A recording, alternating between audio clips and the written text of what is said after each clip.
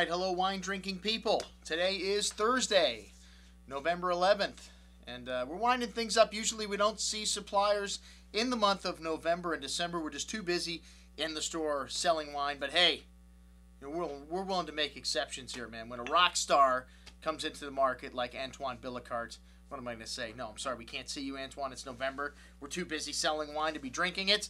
Of course not. We're never too busy to drink great wines with the people that make them, especially with an Antoine Billecarte, one of my favorite producers of champagne. Hey, champagne season, baby.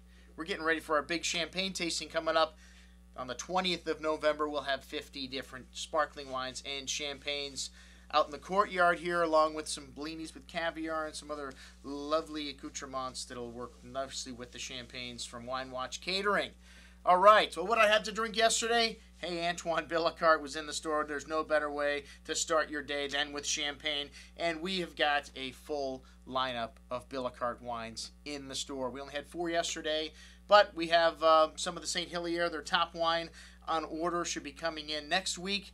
And we've got every flavor from Billecarte, or we will have the Blanc de Blanc back in the store next week. We got just about everything from Billecarte in the store as standard items. As I mentioned before, one of my favorite champagne houses. And Billecarte's not a champagne house you'll find everywhere. You know, Crown was for years the only place that had them because it was brought in by Robert Chatterton, an importer that well, didn't do business with too many people in South Florida, let's just say. And we were lucky to be one of them that he did business with, because we had all the Billecarte wines before, and we'll continue to get them from their new distributor selected brands. All right, well, first up we had the Brut Reserve, and this is their bread and butter champagne, like all champagne producers would tell you. Their Brut Reserve, their largest production item, is the signature wine of the champagne house. And Billecarte Salmon is all about elegance and all about finesse, a lighter style, a drier style of champagne, and one that is very fresh and very refreshing.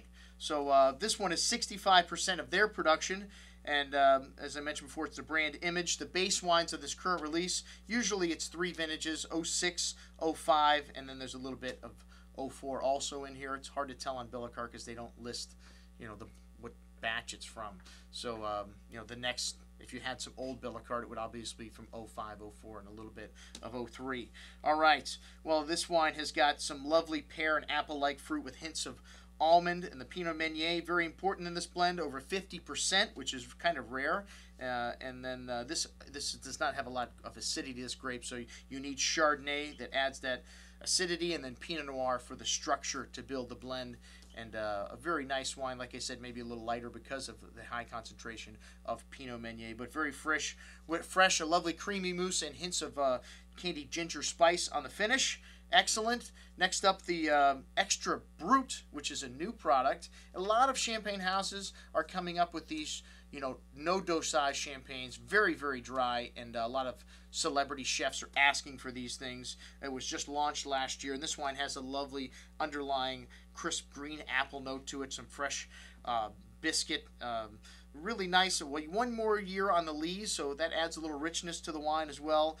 Base of 2005, 4, and 3, so 1 year older there, and no dosage, maybe a little bit of residual sugar at a 0.2, 1.3, but bone dry, and has a nice long finish. You can definitely tell this wine is built for the food, built for these, you know, celebrity chefs. But very nice wine, and we'll bring that in the store.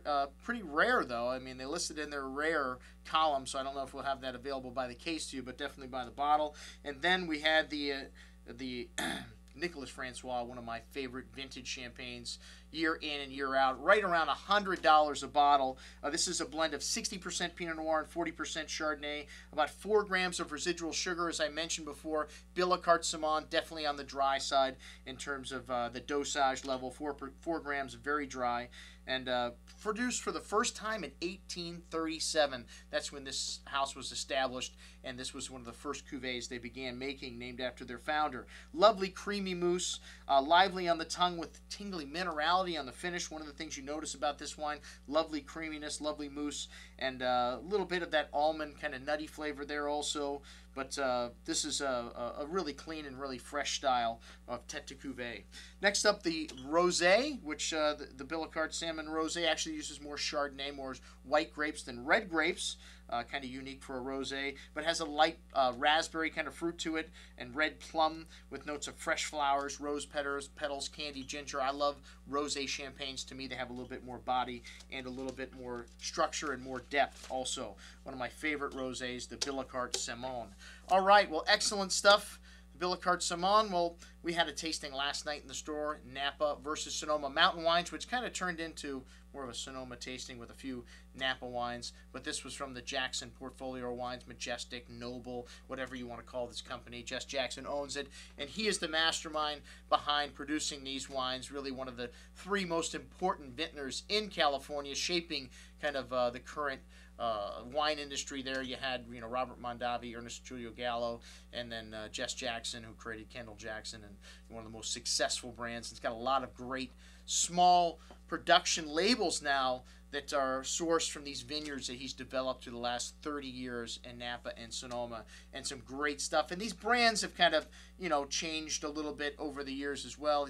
Kind of made some marketing decisions that maybe, I wouldn't have made, but hey, you're successful as Jess Jackson. You made as many, successes. You're going to have a few mistakes along the way. Well, the Farrier label, I think a really nice new product from the Jackson portfolio. They've got a couple different wines, Semillon and Sauvignon Blanc based, that kind of do remind me of white Bordeaux. Maybe the Androuin a little bit more on the mineral side, and the Hay Hook a little bit more on the forward and fruit, melon, and fig side. But both very nice little Sauvignon Blancs, and both pretty reasonably priced, under $20 a bottle, man. If you like Sauvignon Blanc, you're a cheap date, but man, you can get some pretty good wines as a cheap date with a Sauvignon Blanc. But Matanzas Creek, I forgot to mention that. So that's what we started out with.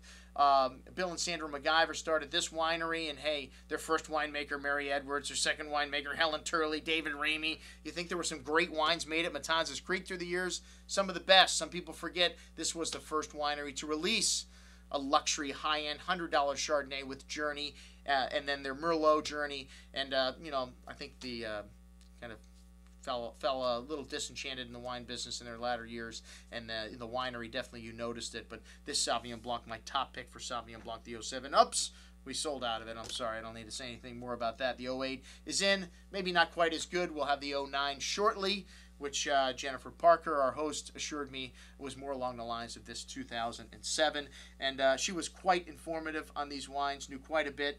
I always like to do events with people that have, a good amount of knowledge about the products, as I learned quite a bit about some of these products, like the Christopher's, the highest elevation vineyard in Napa or Sonoma on Alexander Mountain, 2,200 feet. This was one of my favorite wines of the night. And Stonestreet for many years had been known, as a $20, $30 brand, and they blended the mountain fruit with the valley floor, and now they're just making single vineyard wines at a very high level under the Stonestreet label. So no more $20 Cabernets under the Stonestreet label. Hey, they've got plenty of products in their portfolio at that price range. These are some top level wines, some of the best wines being made in Napa or Sonoma. And I think the Lajota wines that we finished with may have been my favorite, but this Christopher's was right up there. A lot of earth, a lot of that minerality that you get from mountain wines. 2005 vintage, unfortunately, is probably gone.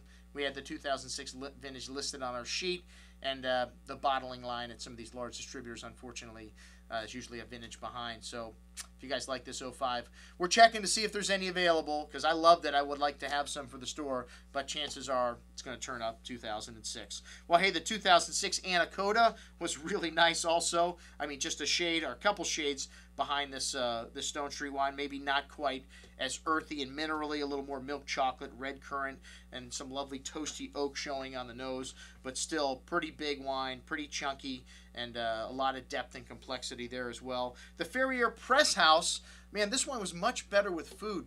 The spice that Tony did with a pork tenderloin last night was really working great with these wines. Honey, excellent job with the food last night. The New York was cooked perfect as well. Lovely pink color there. And the natural sauce also with that worked brilliantly with the wines.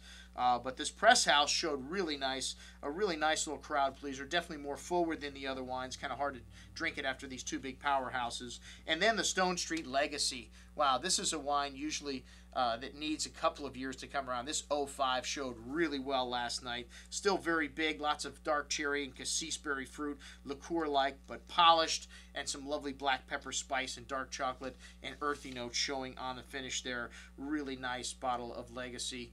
And then the last two wines, which La Joda is a property up on Howell Mountain that's been kind of passed around a little bit when Bill Smith sold it to Markham, the Japanese that owned Markham.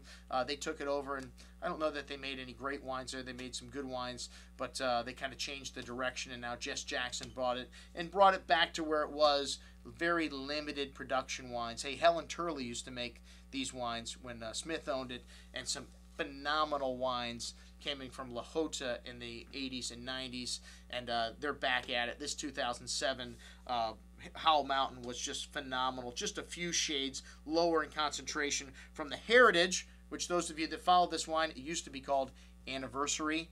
One of these marketing things, I don't know if I agree with the Jackson people to, change the name of this wine that was a very successful wine from Anniversary to Heritage. But hey, Jess had nothing to do with the anniversary that happened at La Joda.